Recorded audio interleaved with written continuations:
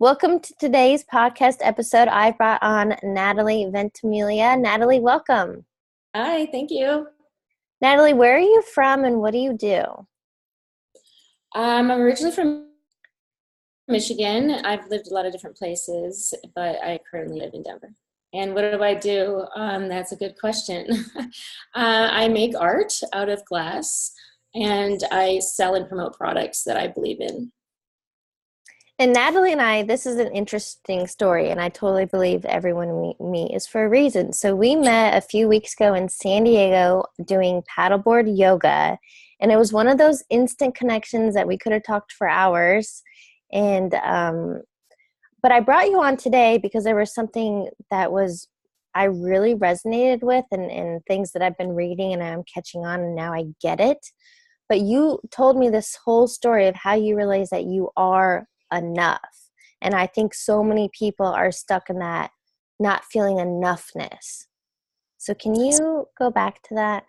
Yeah, and it was such a great day meeting you, and I definitely feel like that those synchronicities, happen in your life. And I just stepped into California on that trip, and I just knew that it was going to be, just life-changing, this is exactly where I'm supposed to be. There was no other students that day except you and I, and then you get to talking and you're like, oh, these are my people. My people are everywhere, they're here.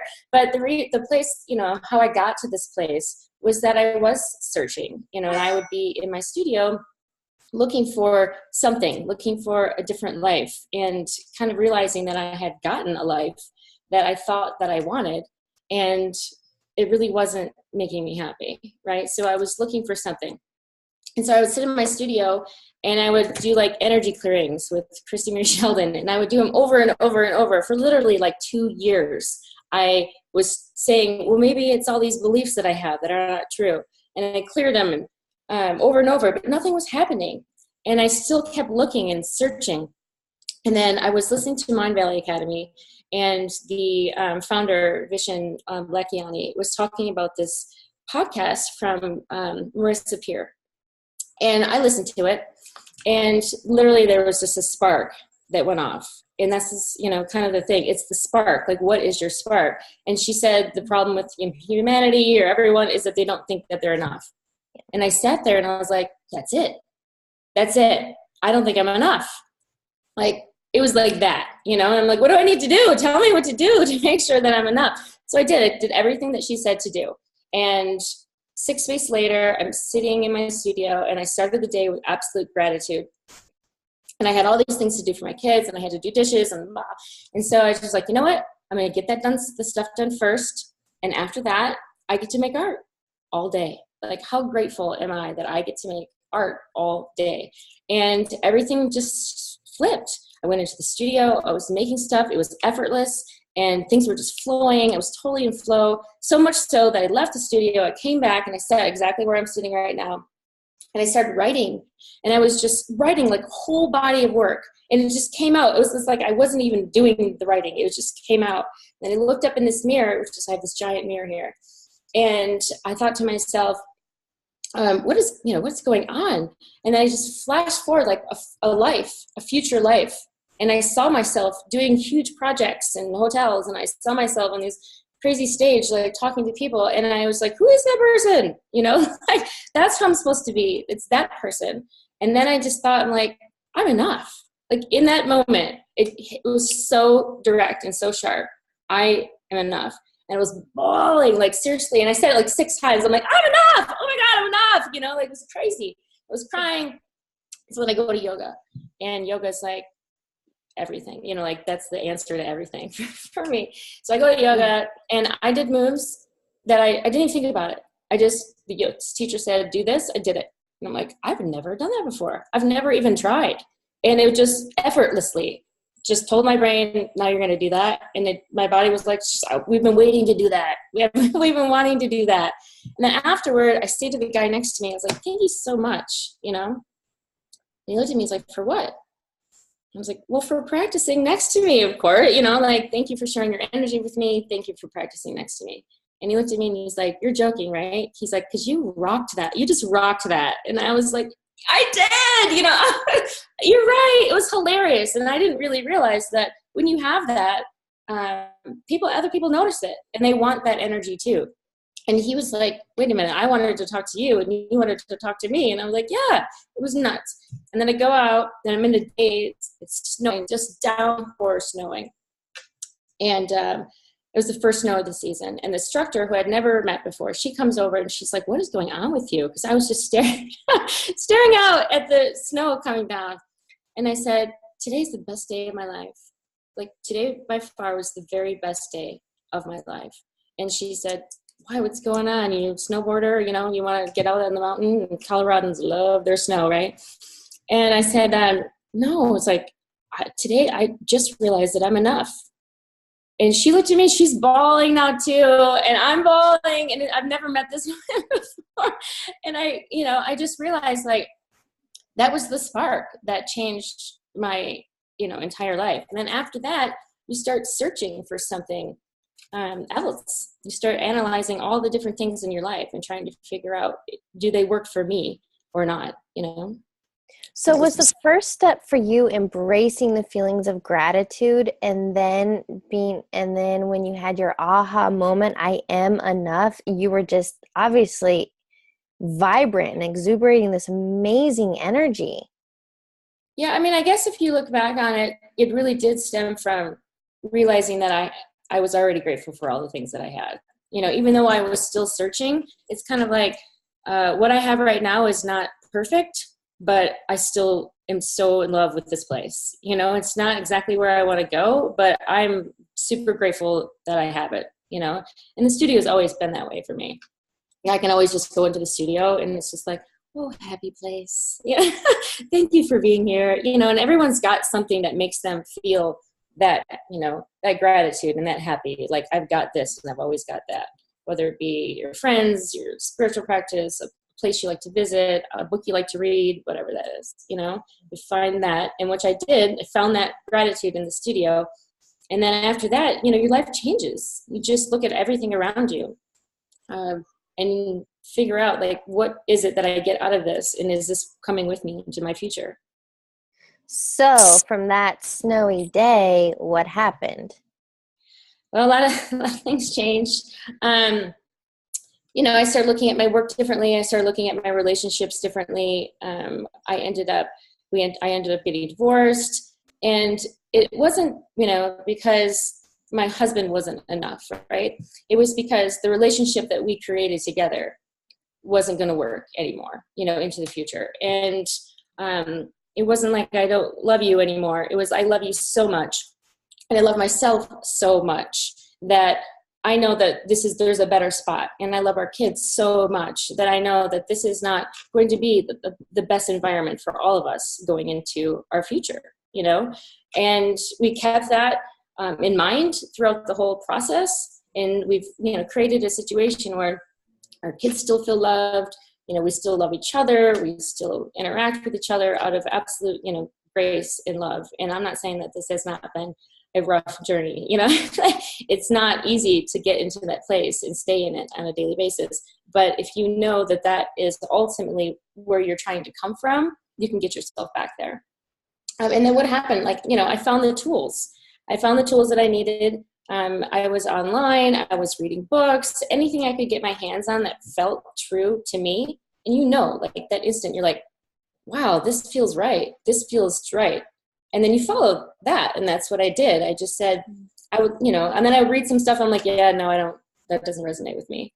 And then I shut that book and went to one that did, So then I found the resources that I needed in order to change my life, and then you have to believe it's possible.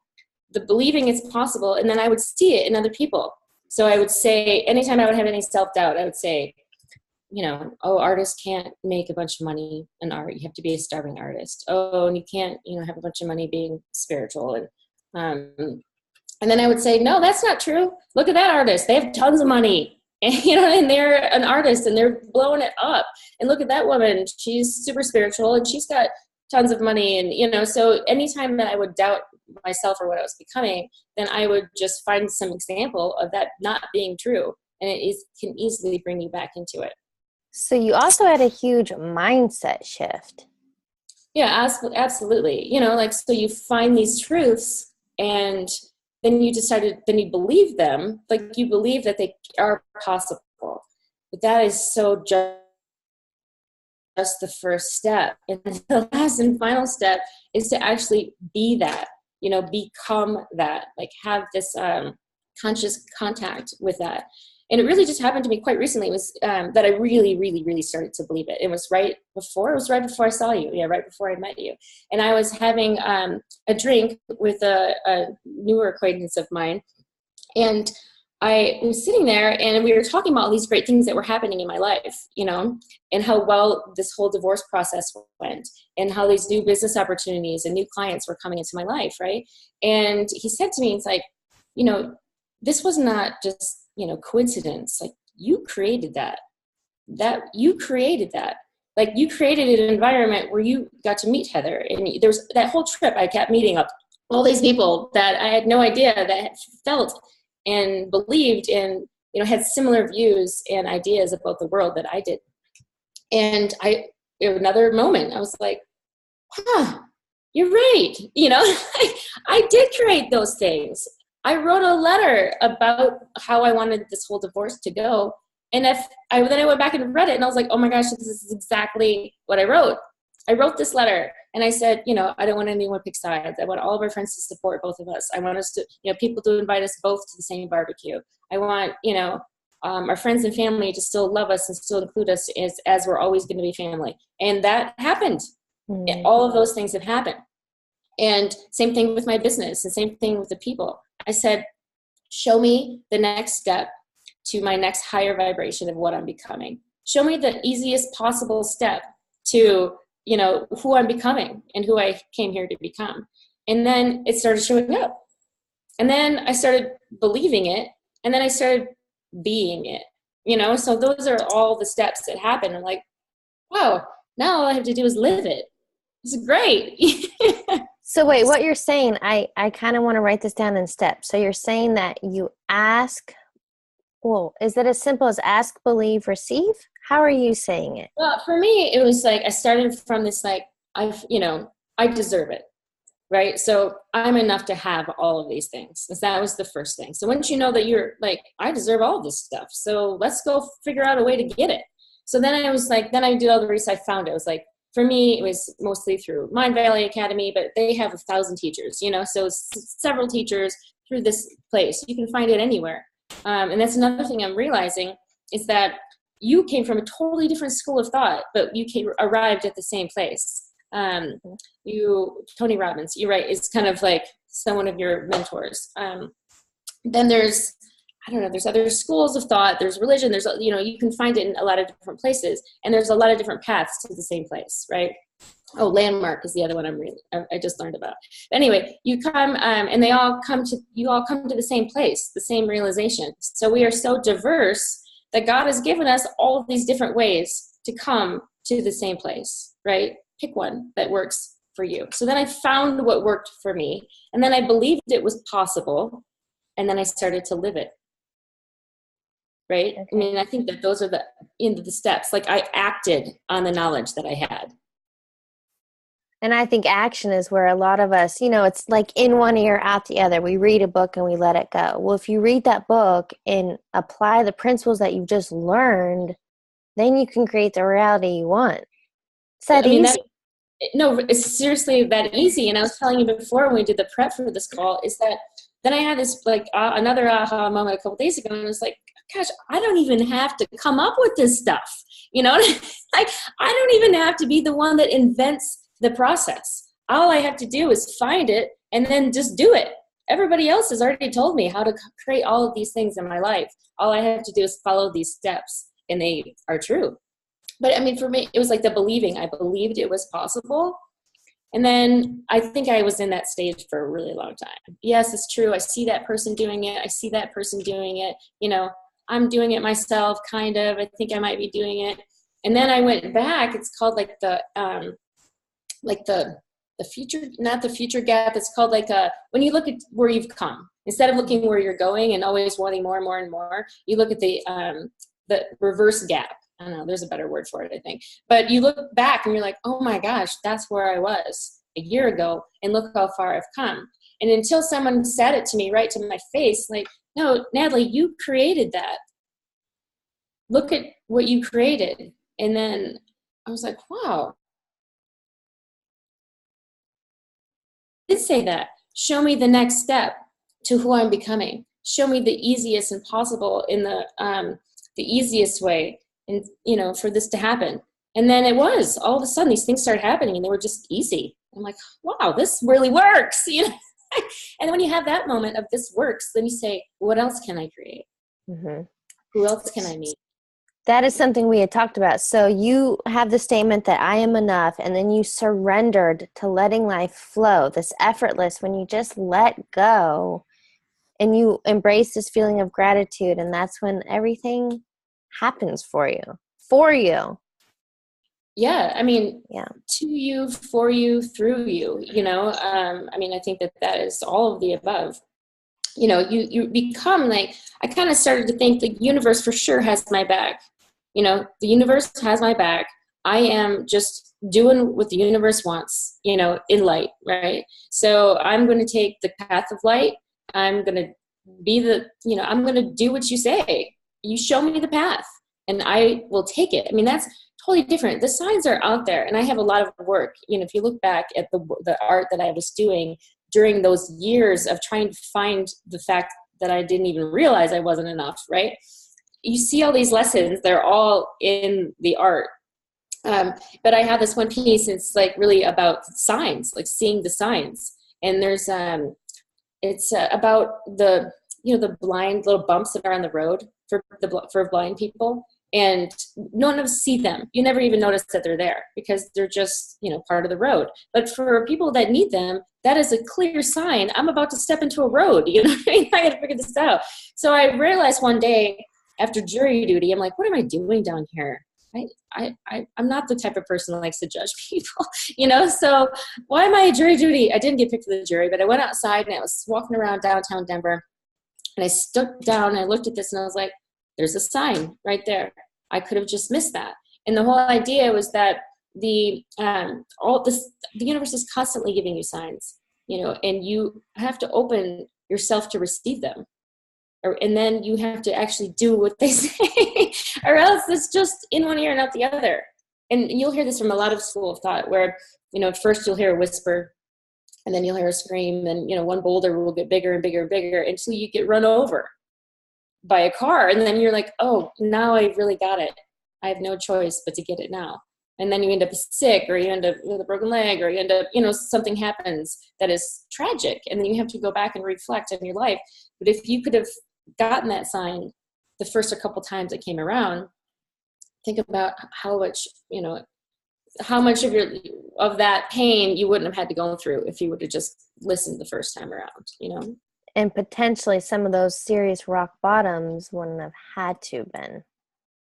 Right, because you listened sooner. And everyone goes back and says, oh gosh, I knew that guy wasn't for me. Or and then your friends come back and tell you like, oh, we never liked that guy. Like, I'm not talking about my husband. I'm talking about like, people that you're dating or situations. You're like, oh gosh, I knew the signs were there. I just wasn't listening to them. Yeah. And you could have gone. Yeah, I don't want people to get stuck in the, oh, I woulda, coulda, shoulda, because I don't, don't get stuck in that. It's just, all right, learn today, maybe do it a little sooner. No, for real. I mean, like, there's a difference between learning from your mistakes and repeating them. Yes. So in order to figure out, and I've thought this forever, I mean, this has been one of the very first things that I realized, is that sometimes you need to realize what you're not in order to figure out what you are. And if you take all of the mistakes that you've made, or, maybe not mistakes, but all the situations that you've gotten yourself into, and then you think, wow, that didn't feel so great, and then you realize, I'm not that. That's not who I am. And then you figure out who you are. And that is the contrast in order to let the dark so you can see the light. So, I mean, I don't look at any of those things as like, oh God, what, beat myself over the head about it. But if you continue the same patterns, then you don't grow. Like you have to at one point say, this is my pattern. I choose to get out of it. I choose my choice. You Yes. know, every minute is choice. I chose a different path, and then now I'm living it. And So, that's what are all. you doing with your art today? What am I doing with my art? That's a really good question. Well, you know, I got into a situation where I felt like I was, I don't know, making art that people wanted me to make because that's what they, I don't know, I felt like I was kind of getting into an order taker type art situation. So I, you know, flipped that to say, you know, God gave me these gifts and these talents in order to help people express the feelings that they want to express through art. And I'm going to, you know, let that come out. So I love collaborating. I'm collaborating with people on the feelings that they're trying to create in their spaces, and together making those happen. Working a lot with feng shui and just saying, you know, this is the best possible environment for me to connect, you know, to my best self. Because when you see people, you walk into people's houses, you walk into an office or a big place of business, and you walk in and you're like, oh, it feels so good in here, you know, or you have something that you love to look at, a piece of art, or your favorite sweater, something about that. You love it when you put that sweater on, you're like, I'm my best in this sweater, you know what I mean? Or a favorite dress or whatever. It's that kind of feeling that I'm creating with people for all the environments that they're into. It's awesome. Or I was just thinking my favorite pair of skinny jeans. Like when you just feel so good, so good. Totally. Totally. Like I carry this thing around. It's from this artist called Vasa, and it makes me so happy. Like when I look at this thing, it's, you know, maybe an artist thing, but I love it so much that every time I could just spend like 10 minutes just staring at it and moving it around. So I carry it with me when I have it next to my computer. It just makes me happy. And I feel like art has the ability to do that. And when you walk into a space and you sit down at the end of the day and you have whatever your, you know, cocktail hour in your cocktail hour room, you know, or whatever, and you sit down and you're like, oh, I love it being in here. And when you go into your office in the morning and you have this environment that you created, you're like, I love being in this job. I love this work. I love this place. Or whether your business is a restaurant or whatever, it's like, I love this restaurant. When people come in, they want to come back because they love it too. And that's the feeling that I feel like everyone should be able to have everywhere they go. And, you know, why not create these places everywhere I go? In my bedroom, I want it to be amazing. I want, you know what I mean? Like my kitchen to be like a happy place. So I'm helping people create those environments for their spaces. That is awesome. I want to wrap up our interview. I have some questions for you. They're rapid fire. So the Okay. first thing that comes to mind, go with it. Okay, perfect. Since you're an artist, I wanted this to be relatable. So if you were a new color on your palette, what color would you be? I love this. I don't know, I was doing this meditation once and I swear I saw a color I've never seen before. It was kind of like a turquoisey blue, but it was alive. It was moving and it was alive, you know? So I feel like if people can see that energy through color, then that would be something I would love for people to be able to see. That's an awesome visual. What is a quote or motto that you live by?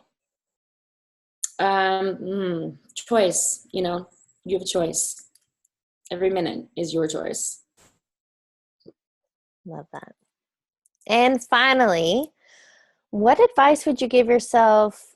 Well, mainly your younger self, but it could even be 5 years ago. But what advice do you give your younger self?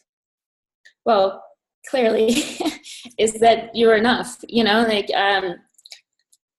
you have always been enough, and your experiences, I'm finding, you know, everything that you do is leading up to something else. And now all these seeds that I had planted my entire life that I didn't even know I was planting are now coming. So be patient.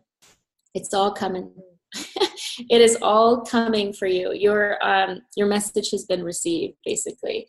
Is, you know, you ask the universe, show me the next step. And sometimes it takes a little time in order to get all the moving parts aligned, but it's coming. Your message has been received. That's it. I feel like I had to hear that especially today. So thank you. Oh, good. Perfect. Natalie, thank you so much for joining me and sharing your story of being enough.